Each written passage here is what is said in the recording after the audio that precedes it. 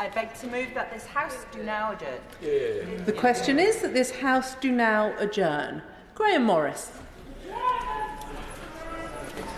Thank you, Madam Deputy Speaker, for giving me the opportunity to raise a really important issue, one that reflects not just a housing crisis, but a crisis of fairness, compassion and accountability, involving the relocation of homeless families outside of London. Madam Deputy Speaker, at first glance it may seem unusual for someone like myself, as a Member of Parliament from County Durham, some 250 miles away from London, to be seeking this debate. However, the unlawful actions of some London Borough Councils has transformed an issue of homelessness in London into a national crisis, and one that has now reached directly into my constituency. In recent months, I've been made aware of multiple cases of vulnerable families being pressured into relocating to my constituency by London boroughs such as Redbridge, Hillingdon and Enfield. Madam Deputy Speaker, these families are being forced to choose between homelessness in London or moving hundreds of miles away, isolated from their communities and support networks. If I may highlight a recent case involving a young mother being threatened and coerced by Hillingdon Borough Council to move to County Durham. In an email to her housing officer she wrote, and I quote, "Now I am scared. I feel anxious and completely pushed into a corner that if I don't take this accommodation," this is in County Durham, "I will be discharged from your books and made homeless. I don't understand why you are doing this to me and my son. All I wanted was your help in finding a place, as you have put me in temporary accommodation in Slough, and then you rang me today offering a place in County Durham, miles away from anyone and everything I know. You said I have to give you my decision by tomorrow, or I must get out of the place I'm in, be discharged from the council's books, sleep on a friend's sofa and look after myself. How is this fair? Like I said, I am scared." I'll give way to the honourable gentleman from my honourable friend from Strangford. Madam Deputy Speaker, first of all, can I commend the honourable member for Easington for bringing this forward? He's absolutely right. But not only is this happening in London and those boroughs, it's happening in Northern Ireland and my constituency as well. I'll give you an example. A person was moved. The current system means uprooting children from their schools, placing them in temporary homes too far away to make it work, such as in my own constituency, where a child schooled in the Ards Peninsula was moved to Enniskillen, 3 hours away from their family, away from their friends, away from the schools. I mean, it really doesn't stack up. When it comes to the educational needs of children, must be taken into account and they must be paramount. Does the honourable gentleman agree? I'd like to thank the honourable gentleman for that intervention, and that the whole purpose of this debate is that the actions of some local authorities, not all, is in fact illegal, and they should be subject to some sanctions, and I hope we're going to hear a little more from the Minister at the end of the debate. My question is, Madam Deputy Speaker, is it right that a young mother and a child are threatened with homelessness if she refuses to uproot her life and leave the community where she was born, raised, grew up and has lived all her life? There was no consideration of her needs, the welfare of her child, their health or needs to maintain family and support networks. Would the honourable gentleman I'll give way to my honourable friend, the member for the City of Durham. I'd like to thank the honourable gentleman and constituency neighbour for giving way, because this has also happened in my constituency. And does he agree with me that these councils, the way they are acting is actually inhumane? To uproot people's lives, to relocate them into places unknown and often into properties with not even the basic amenities. And does he agree that this needs to stop? I'm grateful for that intervention from my honourable friend, and I completely agree. You know, this isn't care, this is coercion. Homelessness is an ever-present spectre of our time. According to a survey by The Big Issue, 2/3 of private renters are worried about paying their rent and the potential adverse consequences for their housing situation. It's a time of desperate need. People should be able to trust their local authority to provide advice and support, but what do they find? A system where families, in some cases, are being threatened and intimidated, pressured to make impossible life-changing decisions in a moment of profound vulnerability. Would you like? I will give way very briefly to the Honourable Gentleman. Thank you. Thank you very much. And can I also congratulate the Honourable Member for raising this important debate. He talks about the numbers of people who are vulnerable. In my constituency in War Forest, we discovered that there were so many people being moved out of Brent to Birmingham that Birmingham filled up and they had to come to Kidderminster as well. So this is a huge problem that's been going on a long time and absolutely tragic for those families who are being separated from their family networks, from their friendship networks and from the possibilities of getting jobs. Grahame Morris. Thank the Honourable Gentleman for that intervention. I'm not suggesting this is a problem that only affects Easington or County Durham, but I'm trying to highlight that it is an illegal practice. If you'll allow me, I'll come to that. And I'm hoping to persuade the Minister that there should be some redress and some sanction against those local authorities who are breaking the law. Because this question, my honourable friend said it's immoral. It's certainly questionable, this practice, but in fact it's unlawful. In 2015, a Supreme Court judgment is absolutely clear, and I'm quoting from it, and it says, Madam Deputy Speaker, local authorities have a statutory duty to provide accommodation in their own area so far as reasonably practicable. The accommodation must be suitable to the needs of the homeless person and each member of the household, and the location can be relevant to its sustainability. The obligation to secure accommodation as close as possible to where the household had previously been living was strengthened by supplementary guidance on the homeless changes in the Localism Act 2011 and on the Homeless Sustainability of Accommodation England Order 2012. This supplementary guidance, including the need to seek to retain established links with schools, doctors, social workers and other key and support services. Madam Deputy Speaker, how is it possible to retain established links to key services and support when a family is located to an unfamiliar location over 250 miles away? It's also important to note there is a requirement under Section 208 of the Housing Act 1996 that where someone is relocated out of area, councils must notify the receiving local authority. However, Madam Deputy Speaker, this isn't happening. In response to representations from myself, Durham County Council, my local authority, responded as follows. We are aware of some households moving into County Durham with financial assistance from London boroughs, largely discharging their homeless duties into private rented tenancies. Placements tend to be in selective licensing areas through a small number of managing agents, notably relocate lettings and capital letters.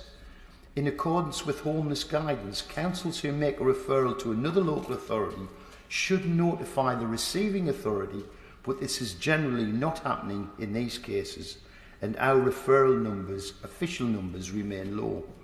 Now, this isn't an issue that's unique to Durham County Council, as other members have pointed out. There's nearly a decade of press articles documenting cases of London boroughs, some London boroughs I might say, breaking the law and secretly relocating families. I want to thank my good and right honourable friend, the Deputy Prime Minister, for writing to Council Chief Executives to remind them of their legal obligations. But I must be candid, and I contend that Council Chief Executives know their legal responsibilities and they are choosing to break the law. What we need, Madam Deputy Speaker, is enforcement and accountability. So I'd like to ask the Minister directly, what practical steps will she take to end these unlawful practices? What sanctions will be imposed on councils that continue to intimidate families, disregard their legal obligations, and failed to notify the receiving authorities. The families affected by these actions deserve better, and so do the communities asked to bear the burden of a broken system. County Durham, like many areas, faces its own housing challenges that were overlooked and ignored by the previous government. Our council budgets are overstretched. We have limited means to raise revenues due to a low council tax base, and service demands, especially for social services and SEND provision, is being overwhelmed. Our northeast mining communities are resilient, but we do not have the resources to absorb the fallout of the London housing crisis without additional support. Respectfully, I do not underestimate the task facing the Minister. The unlawful system of forcibly relocating vulnerable families through threats and intimidation was created by the previous government. Now I'm pleading with the Minister tonight not to allow that to persist under a Labour government. Councils who knowingly break the law need to be held to account, and I hope the Minister is going to explain how that is going to happen moving forward. Thank you. Minister, Rushanara Ali. Thank you, Madam Deputy Speaker. I'd like to thank my honourable friend, the member for Easington, for securing this very important debate. We can all agree that homelessness and rough sleeping levels are far too high, and this has had a devastating impact on those that are affected and causes serious harms to families, to children and to communities. And addressing the current high levels of homelessness and rough sleeping is a priority for this government. Like the Deputy Prime Minister, I absolutely recognise the pressures that local authorities face and the costs of soaring temporary housing and the challenge posed by out-of-area placements are also, as my honourable friend has pointed out, putting pressure on councils in many parts of the country, including Durham Council, as we've heard from him. Homelessness and rough sleeping has increased dramatically, as members across the House will be aware. In England, homelessness is now at record levels. In March this year, Madam Deputy Speaker, more than 117,000 households, including over 150,000 children, were living in temporary accommodation. A third of the households in temporary accommodation, that's some 36,000 households, were in accommodation in different local authority districts. That's an increase of 25% in the last year. So my honourable friend raises a very important point about this agenda and how it's impacting different areas. In Durham, as of 31st of March this year, there were 128 households and 150 children living in temporary accommodation. Madam Deputy Speaker, it's an absolute scandal that families with children are living without a permanent place to call home. And it's even more distressing that many of these families, as my honourable friend has pointed out poignantly, are forced to move away from the area that they know, from their friends, from their families, from their schools, healthcare providers. And I know how disruptive that is for families. I know how tough that is for families, because it's happened to constituents of mine who have been moved much further away from where they grew up, where they are used to living. This is the scale of the challenge we have inherited from the previous government. But we are absolutely determined to address this and deliver the long-term solutions that are desperately needed. So, as my honourable friend has rightly pointed out, the impact on relocating homeless families outside of London is driven by a set of wider issues to do with supply, to do with the fact that many families have struggled, many local authorities struggle to find accommodation for those who are homeless. I'll give way to the honourable gentleman. Can I thank the Minister for giving way? In Birmingham, we have an enormous homelessness problem with some 25,000 families which are waiting currently to get onto the property ladder. And Birmingham City Council, which is Labour run, is selling the old development, it's a new development, in fact, the Commonwealth Game development, and we've got approximately 1,400 family units which could be used to accommodate these families. But instead, Birmingham City Council, with the support of commissioners appointed because of the budget deficit, are going to be selling those units now at a loss of some £300 million to the taxpayers. Wouldn't it make sense for the government to help retain those units, which could be put into proper use, as opposed to allowing Birmingham City Council to sell them? I thank the honourable gentleman for his contribution. I'll come on to some of the points, some of the proposals we are looking at shortly in terms of what we can do to support councils. But turning to the point around the homelessness legislation, it's very clear, as my honourable friend mentioned earlier, that councils should place homeless households within their area in the first instance. Councils should only place households in a different area if no suitable accommodation is available in their own area. However, the lack of affordable housing options, including temporary accommodation, means local authorities are often, Madam Deputy Speaker, not having the choice but to place people out of areas. And while I absolutely recognise that the challenges faced by councils, which is leading to leading to families being placed outside of the areas that they are from, I'm acutely aware of the impact this has on communities in areas like Easington, as well as other places that colleagues have referred to. Madam Deputy Speaker, I'm conscious of time. I'm not sure I've got very much time if the Honourable Lady could be very brief.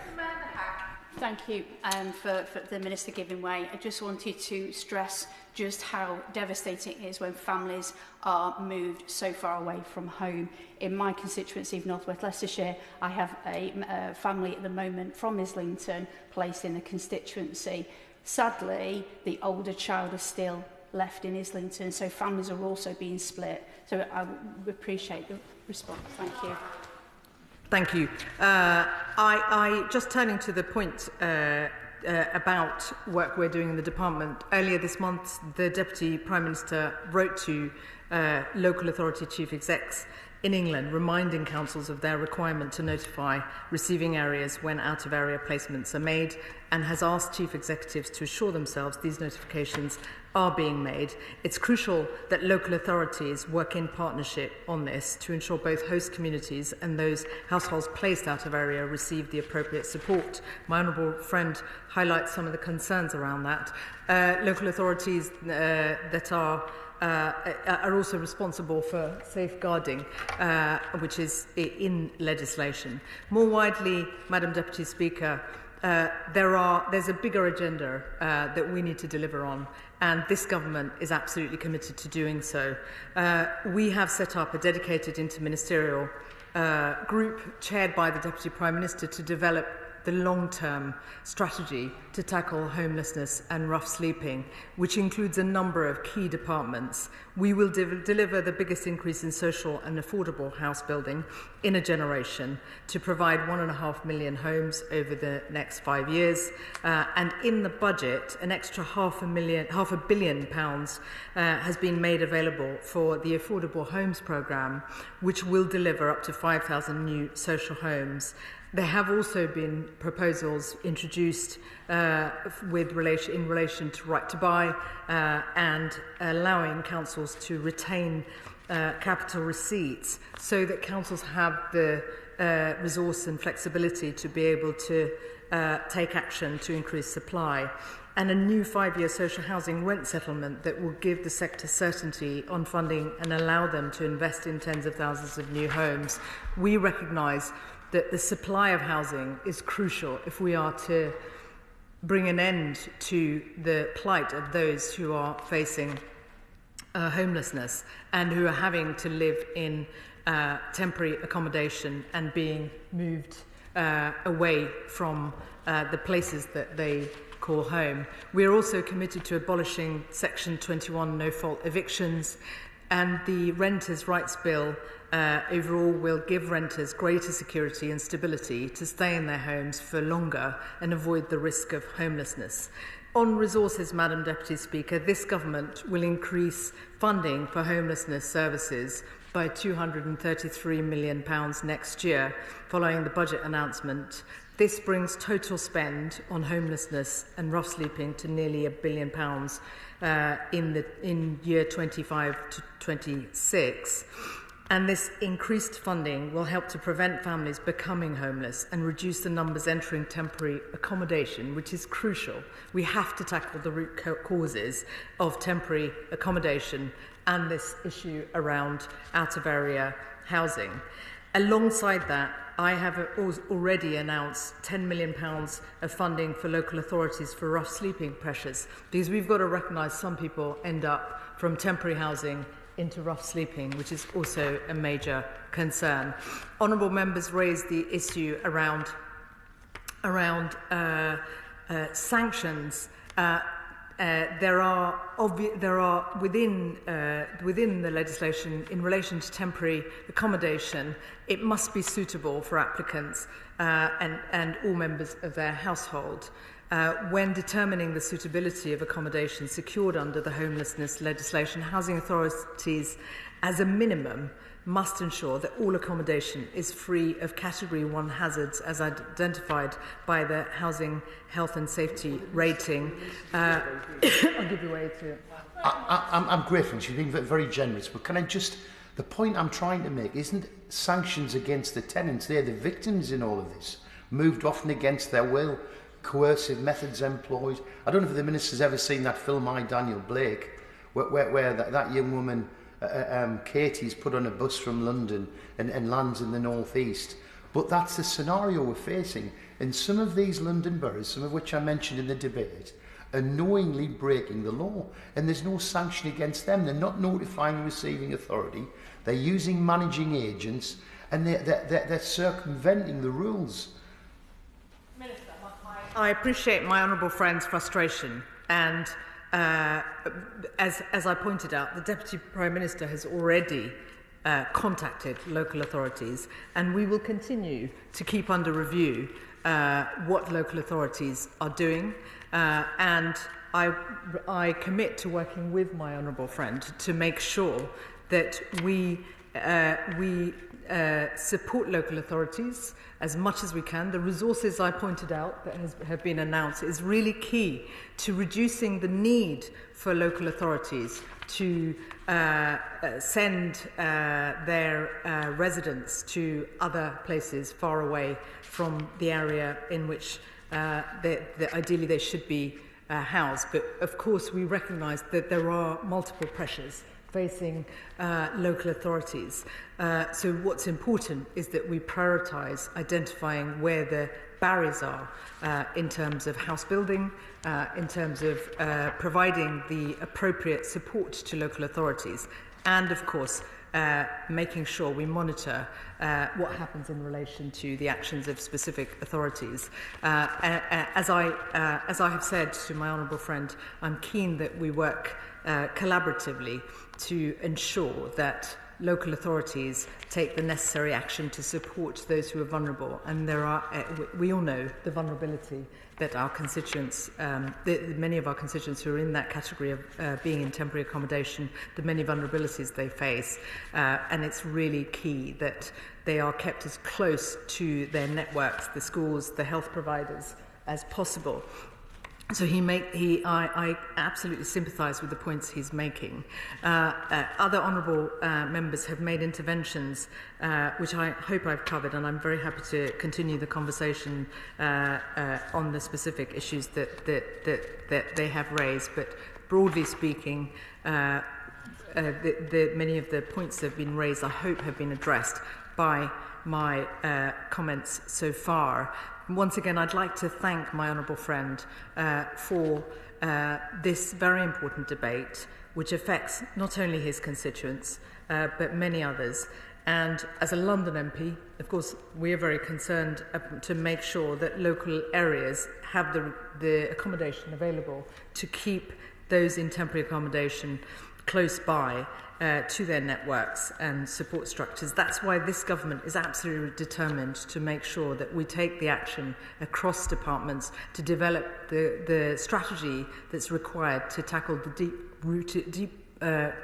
deep-rooted causes of homelessness and make sure that we are able to increase the supply of housing through our house building programme, as well as making sure we have the funding that's already been made available for ensuring there's more social housing and affordable housing. Madam Deputy Speaker, if we don't tackle the root causes of homelessness, then we will continue to have these debates, and I'm determined that we take the action necessary not only to address the short-term pressures but also the underlying causes that are causing so much harm, that are making lives of children and families who are living in temporary accommodation an absolute misery, and we are determined to tackle these challenges that they face.